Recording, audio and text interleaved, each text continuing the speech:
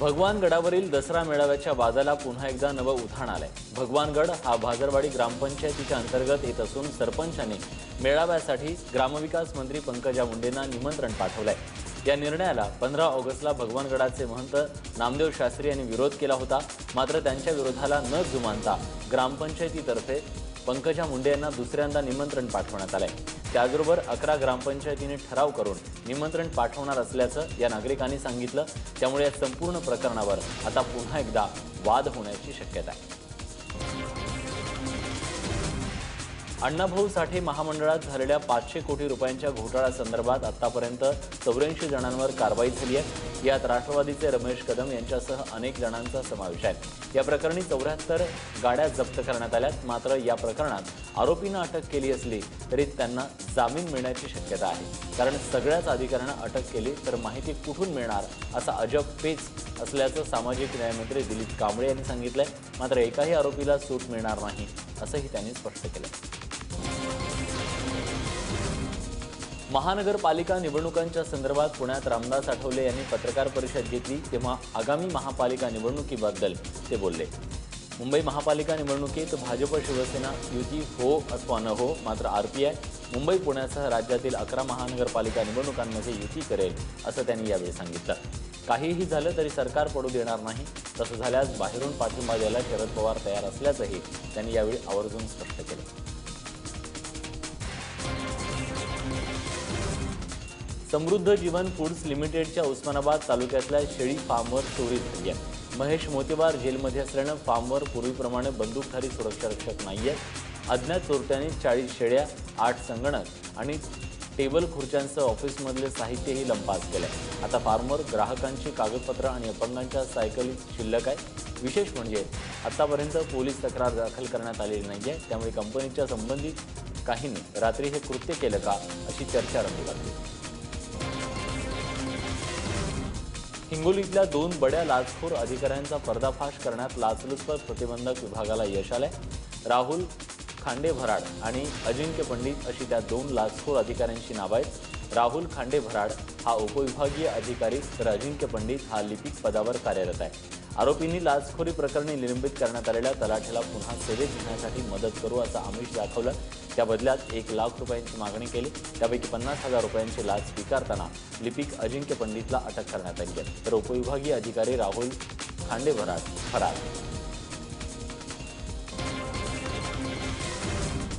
अतिप्रसंग करण्याचा प्रयत्न करणाऱ्या शाळेच्या वॉचमनला लोखंडी सळीचा चोप देऊन 2 मुलींनी स्वतःची सुटका करून घेतली आहे। ठाणे पूर्व इथल्या महापालिका शाळा क्रमांक 16 मध्ये ही घटना घडली आहे। शाळेच्या विकास चव्हाण या खासगी सुरक्षारक्षकानं 5व्या इयत्तेत शिकणाऱ्या 2 मुलींना आपल्या केबिनमध्ये बोलावून घेतलं।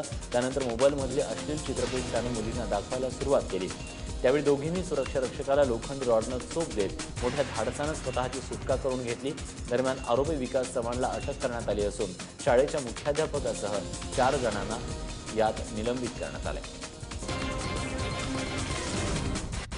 भंडारा जिल्ह्यातल्या जवाहरनगरमध्ये एका शेजाऱ्यानं लहान मुलींचं लैंगिक शोषण केल्याचा धक्कादायक प्रकार समोर आलाय। कमलेश माल्ले असं या 23 वर्षीय तरुणानं 9, 6 आणि 5 वर्षाच्या 3 चिमुकल्यांवरती लैंगिक अत्याचार केल्याचं उघड झालंय।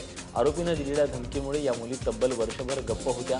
मात्र एका 5 वर्षीय मुलीनं आपल्यासोबत घडलेला प्रकार घरी सांगितला आणि या नराधमाची विकृती समोर आली आहे। या मुलीच्या पालकांनी कमलेश विरोधात पोलिसात तक्रार केली आणि त्याला आता अटक करण्यात आली आहे। कोल्हापुरात देवीच्या दर्शनासाठी आलेल्या भक्तांचे 5 लाखाचे दागिने चोरीला गेल्याचं समोर आलंय। मुंबईहून दर्शनासाठी आलेल्या सुनंदा यादव यांचे तब्बल 20 तोळे सोन्याचे दागिने मंदिरातून चोरीला गेलेत। तसंच चोरीच्या इतर 2 घटनांमध्ये सोनसाखळी, मोबाईल फोन आणि 2 पर्सही लांबवल्या गेल्यात। श्रावण महिना सुरू असल्यानं सध्या महालक्ष्मीच्या मंदिरात भाविकांची मोठी गर्दी आहे। या गर्दीत दागिने हरवू नयेत यासाठी सुनंदा यांनी ते पर्समध्ये काढून ठेवले होते। मात्र ही पर्स चोरट्यांनी लंपास केली। नांदेडमधला दूषित पाण्याच्या प्रश्नावर पालिका गंभीर नसल्याचा आरोप केला जातोय। ऐन दुष्काळात गोदावरी नदीतलं पाणी प्रदूषित झाल्याचा अहवाल नांदेडमध्ये पालिकेकडे देण्यात आला होता। शहरातील 17 नाल्यांचं पाणी कोणतीही प्रक्रिया न करता नदीच्या पात्रात सोडलं जातं। गोदावरीच्या पाण्यावर शहराचा पाणीपुरवठा होत असल्यानं हा प्रश्न अधिक गंभीर झालेला आहे। पिण्याचं पाणी दूषित असल्यानं नागरिकांचेही हाल होत आहेत। मात्र अर्धा पावसाळा झाला तरीही पालिकेने याबद्दल कुठलंही पाऊल उचलले नाहीये। त्यामुळे ऐन निवडणुकीच्या वेळी पालिकेच्या कामकाजावर प्रश्नचिन्ह उपस्थित होत आहे। पर्यटनाला चालना देण्यासाठी येत्या काही महिन्यात नाशिकमध्ये गंगा आरती, सप्तशृंगी गडावरचा रोपवे आणि नाशिक फेस्टिवल सारख्या उपक्रमांचा शुभारंभ करण्यात येणार आहे। 2017 हे वर्ष व्हिजिट महाराष्ट्राबरोबरच व्हिजिट नाशिक वर्ष म्हणून देखील राबवण्याचा संकल्प असल्याची माहिती पर्यटन मंत्री जयकुमार रावळ यांनी दिली आहे। नाशिक दौऱ्यावर असताना रावळ हे बोलत होते। पर्यटन विभागाचे अधिकारी, लोकप्रतिनिधी आणि विविध संघटनेच्या कार्यकर्त्यांसोबत मंत्र्यांनी बैठक घेतली।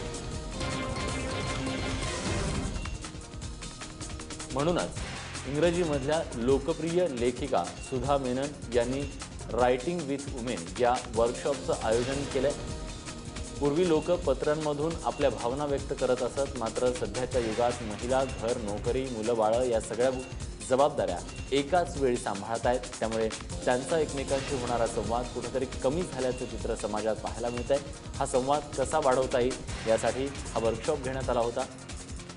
अनुआगा, आरती किर्लोस्कर आणि रिती फोर्ब्स सारख्या यशस्वी महिलांनी यात सहभाग घेतला होता। ज्येष्ठ ध्रुपद गायक सईद उद्दीन डागर यांना बालगंधर्व सन्मानानं पुणे महानगरपालिकेतर्फे गौरवण्यात आला। राष्ट्रवादी काँग्रेसचे वरिष्ठ नेते अजित पवार यांच्या हस्ते 51,000 रुपये रोख, शाल आणि श्रीफळ देऊन डागर यांना सन्मानित करण्यात आलं। ध्रुपद गायकीची परंपरा वर्षानुवर्ष डागर घराण्यानं जपली। मात्र 1989 पासून मनोहर जोशी, शरद पवार, अशोक चव्हाण यांच्यासारख्या अनेक नेत्यांना सांगूनही सईद उद्दीन डागर यांना राहण्यासाठी घर मिळालं नाही। मात्र बालगंधर्व पुरस्कार स्वीकारताना सईद उद्दीन डागर यांनी कुणी घर देता का घर असं म्हणत कलाकारांनी व्यथा मांडली। पण हताश होऊन आपल्याला आता घर मिळेल असं वाटत नाही अशी खंत देखील त्यांनी व्यक्त केली।